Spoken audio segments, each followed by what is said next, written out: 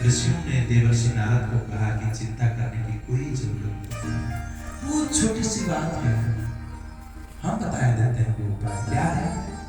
तो बोले श्रीमद्भागवतालापसतुगीत सुखादिवी, वो सब करना श्रीमद्भागवत महापुराण है।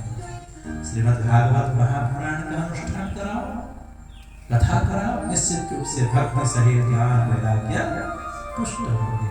अच्छा महाराज, मैंने भी भागवत का अध्ययन किया था अपने पिता ब्रह्मा जी से, देवर्षि नारद कह रहे हैं, और मुझे भली भांति पता है कि ये भागवत में क्या है, वेद का ही अर्थ भागवत है।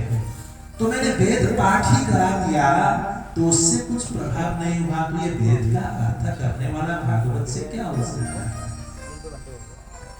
तो दृष्टांतों के बिना सिद्धांत समझ में नहीं आता। मैं बहुत समझाने का प्रयास कर रहा हूं, क्योंकि मैं सिद्धांतों को समझाने का प्रयास कर रहा हूं।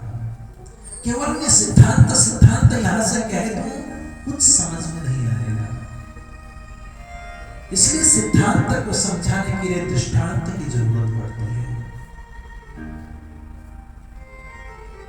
कोई भी कार्य हो रहा है तो उसका निश्चित रूप से कोई न कोई कारण है। जैसे व्यक्ति के जीवन में दुख मिलता है, तो दुख कहां से आ रहा है, उसका कारण क्या है। कारण तक अगर हम पहुंच जाते हैं तो वो दुख से हमें मुक्ति मिलती है। इसलिए जब भी हमें दुख आता है तो हम गुरुजनों के पास अपने जन्म पत्र लेकर के जाते हैं। तो जब गुरुजन देख करके कहते हैं कि दुख का कारण ये है, या सत्संग के द्वारा हमें प्राप्त होता है कि दुख का कारण ये है, तो पुरुषार्थ करो।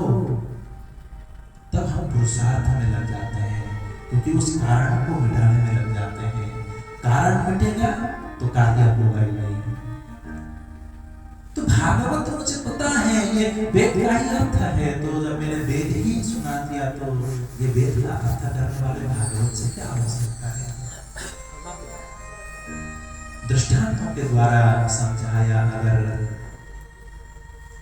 कोई व्यक्ति घी खाने, कोई व्यक्ति कहे कि आम का मीठा फल खाने वाला व्यक्ति कहे कि ये आम कितना मीठा है, इसको पैदा करने वाला वृक्ष कितना मीठा होगा, तो आम को छोड़ करके आज तक किसी ने वृक्ष को नहीं खाया। अगर वृक्ष को खाने के लिए जाए तो जो स्वाद आम में आ रहा है वो वृक्ष में नहीं आ सकता है। गन्ने के रस से ही चीनी बनती है, रोसी चीनी के द्वारा जो मिठाइयां बनती है वो गन्ने के रस से नहीं बन सकती।